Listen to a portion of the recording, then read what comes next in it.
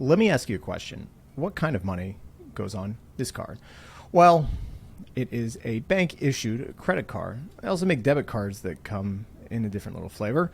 But all of the money that's held on this card is maintained and issued by a bank. If it's a debit card, that means that the money comes from a checking account, and a credit card, that means that the money is just given to you by the bank, and then you pay them back with a lot of interest later. But what about this card? This is a Gnosis Pay card. This card functions exactly the same way that this debit card does. If you lose it, you can order a new one. It has NFC tap-to-pay technology in it. And you also have to go through a registered and regulated provider, give them your ID to be able to sign up. Except it's not like a debit card, and it's not like a credit card either. It's the first self-custodial Visa debit card that draws collateral from what's called a safe, is a multi-signature smart contract. That just means that more than one person can have access to whatever's inside. So in this case, when you have a Gnosis Pay card, you load it up with some Euro stablecoins, and then when you make a payment, the payment processor is able to access your safe and debit stablecoins out of that. It just takes them away. And that's pretty cool. This is the first card that I've ever seen where you don't even have to have a bank.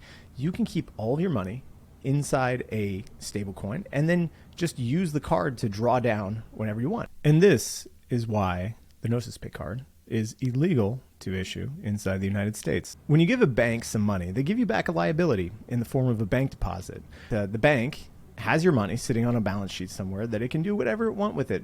And in return, they're going to say, I will pay you back at a later time. But it doesn't always work out this way.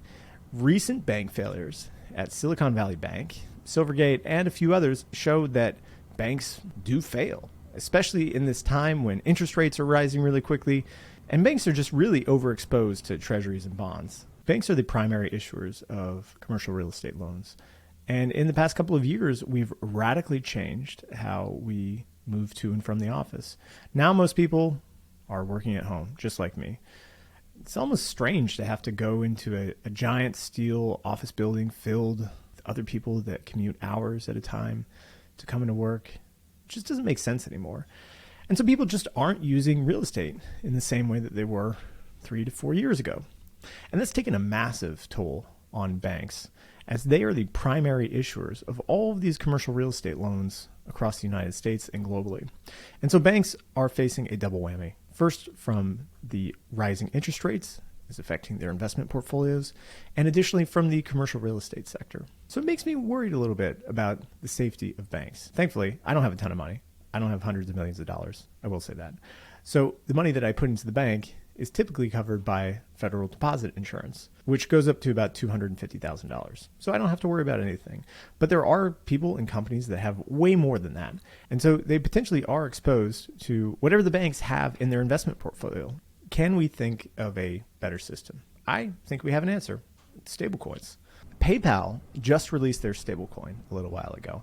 And the PayPal stablecoin is really interesting because now, inside the scope of everything that PayPal offers, there are 3 different types of money that they have. When you send PayPal money, it goes on their balance sheet, and now they can use that to buy a variety of bonds, all with different durations, maybe a year, maybe 5 years, maybe 10 years. It's all over the place. But they don't really have to report that to you except every quarter when they put out earnings. And you can read about it in their 10K. And this comes out even after the end of the quarter. So you have to wait like 55 days before that information comes out. It's kind of crazy. Additionally, PayPal offers an interest-bearing savings account. And that's really interesting because when you send money to PayPal's interest-bearing account, it doesn't actually go to PayPal. It goes to a bank because it's illegal for anybody other than a bank to provide interest. So when you think that you're sending money to PayPal to go into these interest accounts, it's not actually going to PayPal. It's going to a regulated bank that they use as a third party.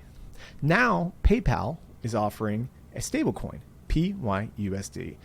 So PYUSD is issued by Paxos. And so when you send money to get PYUSD, that money now goes into a bankruptcy remote Paxos account, which only invests in short-term securities, like literally 30-day durations, these bonds that they're just rolling over and over. They don't have any long duration mess of bonds that goes up and down in value because they know that stablecoins need to be liquid and people want to take their money out.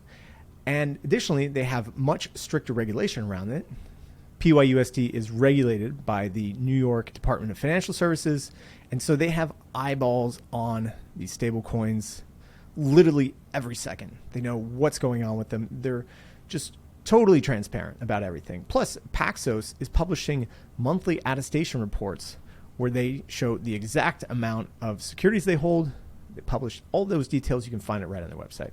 I saw today a quote by author Brett Scott, who we interviewed on this podcast several weeks back. And he said, technology didn't actually make finance any better. It just made it faster. And so money now travels at the speed of light. And so we have to design systems in the 21st century that are able to handle this speed. 100 years ago, people couldn't think that we could pull out $1 billion worth of cash from a bank in just a few hours. But now, seeing the fall of Silicon Valley Bank, it can happen in a few minutes. And so this raises the question of what is the best system for securing and custodying money? I think it looks something like this. You have a private company which is fully transparent. Literally second by second, you can see how much money is in the company, where it's deployed to, what the investment structure is, what kind of duration you have. And this full transparency allows for perfect understanding of the collateral and the investment portfolio that backs it. And so if there is any questions, you can just pull it out in a second. And so that's why at Frax, they're designing money to travel at the speed of light. And to do that, they have to be fully transparent. Over the last year, the team has worked to create the first fully public balance sheet that updates literally block by block on Ethereum. And now Frax is poised to be launching V3 of its stablecoin. And what that's going to offer is full transparency of its off-chain assets, sitting in a public benefit corporation that's going to have an open API that will allow for radical transparency of its balance sheet, both on-chain and off-chain. And so coming back to the question of what's on this card, well, right now it's a bank card, but in the future, you're going to see stablecoin cards. Stablecoin cards will be the premier product offered by crypto, and it's going to revolutionize how we interact with money and how we think of banks. At the end of the day, we don't need banks to have money. Banks need us to be able to run. They're a business just like anything else, and their sweetheart subsidization is going to end at some point because nobody wants to have bank failures. We can design better systems than that. And we could use a Gnosis Pay card, or we could use a light card like we just heard about from Radical Semiconductors in our latest Flywheel episode. Who knows? But I'm really excited for the future, and I hope you are as well too. We're just in the beginning stages of the emergence of stablecoins, and in the next few years, we might not even need banks anymore. We might be able to go bankless. I hope you enjoyed this. If you like this content, make sure to subscribe right here down below. You can follow us on Flywheel. You can find me at Traders Insight, and I'll see you again next time.